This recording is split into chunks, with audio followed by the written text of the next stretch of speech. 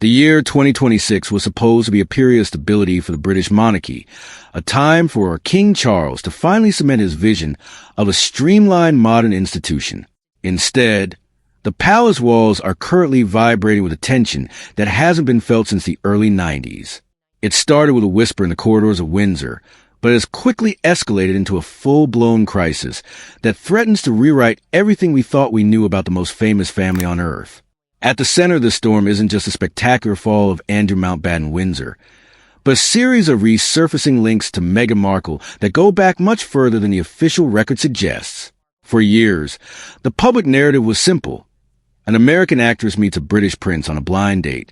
They fall in love, and the rest is history.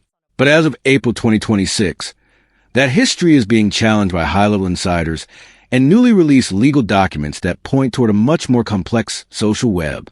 We're talking about elite social circles, exclusive networking events, and a shared history in the mystery years before global fame ever touched the Sussex name. The question that is currently driving royal biographers into a frenzy isn't just whether they knew each other, but why the palace worked so hard for so long to make sure no one ever asked. The atmosphere shifted permanently in early 2026 when news broke that Andrew had been arrested on suspicion of misconduct. It was a final crushing blow for a man who had already lost his titles and his dignity. As authorities began to comb through decades of travel logs, a pattern began to emerge. A pattern that placed Andrew in the same exclusive environments as a young Meghan Markle during her time in Toronto and London. This isn't about wild speculation. It's about the cold, hard reality of the elite social circuit. In the early 2000s, both figures were moving through a very specific, very small world of high-stakes networking. We are looking at the years before Suits became a global phenomenon, a time when Meghan was building her brand in spaces like Soho House, an environment where Prince Andrew was also a frequent guest. To understand the depth of this connection, we have to go back to Meghan's mystery years between 2010 and 2015. This was a period of intense social climbing and professional networking. While she was filming in Toronto, she became a fixture at Soho House, a private members club known for its discretion. It was here that she formed a deep, lasting bond with Marcus Anderson, the man often described as the most important person in her life who wasn't her husband. Marcus wasn't just a friend. He was a gatekeeper to the world's most powerful people. At the same time, Prince Andrew was utilizing his role as a trade envoy to frequent many of these same international hubs.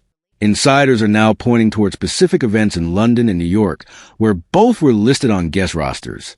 The mystery deepened in late 2025 when Marcus Anderson was notably absent from Meghan's latest media projects. Some believe he knows too much about the shared circles of the early 2000s and has been advised to maintain a low profile. If Marcus was the bridge that facilitated Meghan's entry into the royal world, was he also the one who managed the social collisions with Andrew years earlier? One of the most damning pieces of evidence surfaced in 2016, but its significance wasn't understood until recently.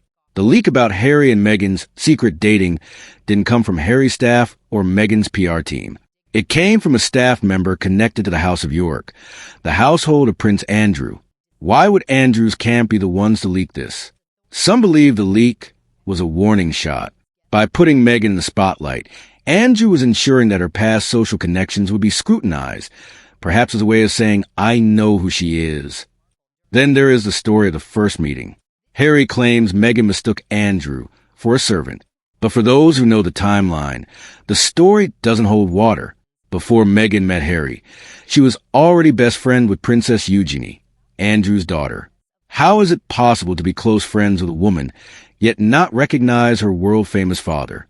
To many, the servant story felt like manufactured, plausible deniability. In 2026, as new Epstein-related files have surfaced, legal notes are being revisited.